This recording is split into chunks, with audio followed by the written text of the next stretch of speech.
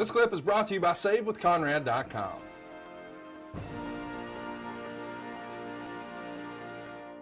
Here he is from AEW and his podcast, Talk is Jericho, the man, the legend, the myth, Chris Jericho. How you doing today, Chris? Oh, it's good. I'm glad we finally connected. We were miscommunicating, and I was waiting, like, when's Kurt going to call me? Did he forget about me? Am I not on the show now? I had the wrong email. I'm an idiot. I'm sorry.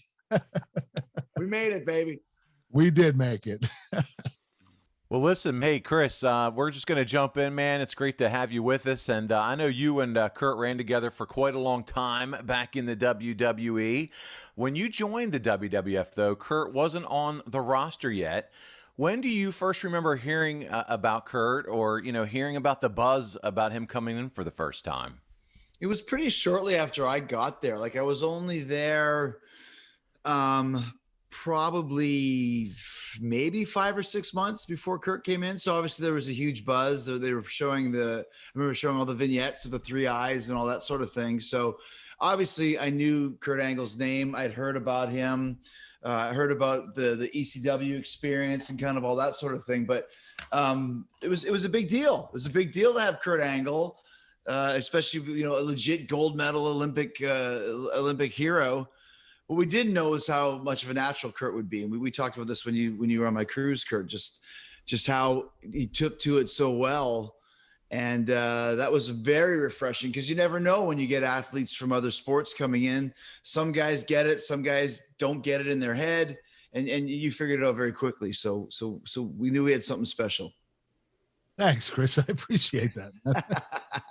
It's your show, so I got to put you over. That's right. That's right. It is my show. Hey, you debuted in the WWF right before me. Right. Between us and the Radicals early the next year, do you think there was a bigger influx of talent, top talent, to the company?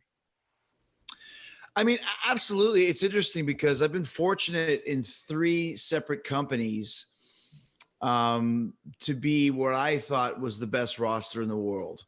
I thought in WCW in about 98, probably 97, 98, the roster was unbelievably talented. Because you had the top. Is that when WCW is winning in the ratings? Yeah. The 83 weeks and all that stuff. Because you had obviously Hogan and Flair and Piper and Macho Man and all those guys who were kind of drawing the big buy rates.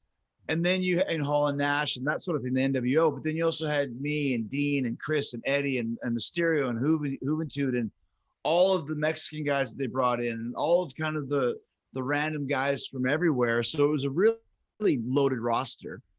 And then I think we experienced that again in the early 2000s when Kurt and I first started, because I always say there was a legit probably 12 main event money drawing guys. There was me and Kurt and Undertaker and Triple H and Steve and Rock and, you know, Mick Foley. You can go down the list. You can Kane, but you could take any one of the guys and put them in with anybody. And then when Benoit kind of got to the next level and Eddie got to the next level, and I think we're experiencing that now in AEW, where there's just such a great roster of talent.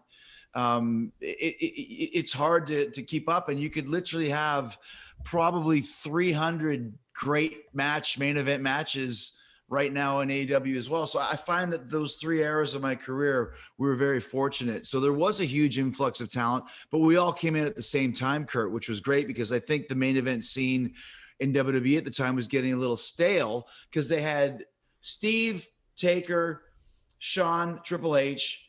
Brett was gone. Shawn was kind of out of it. So they kind of were running it just around those names. And then when we all came in, suddenly it blew up. Hey, it's Conrad Thompson. Thanks for checking out the podcast here on YouTube.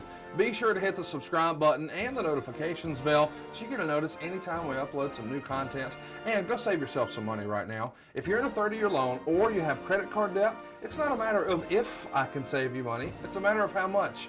Find out right now for free at SaveWithConrad.com.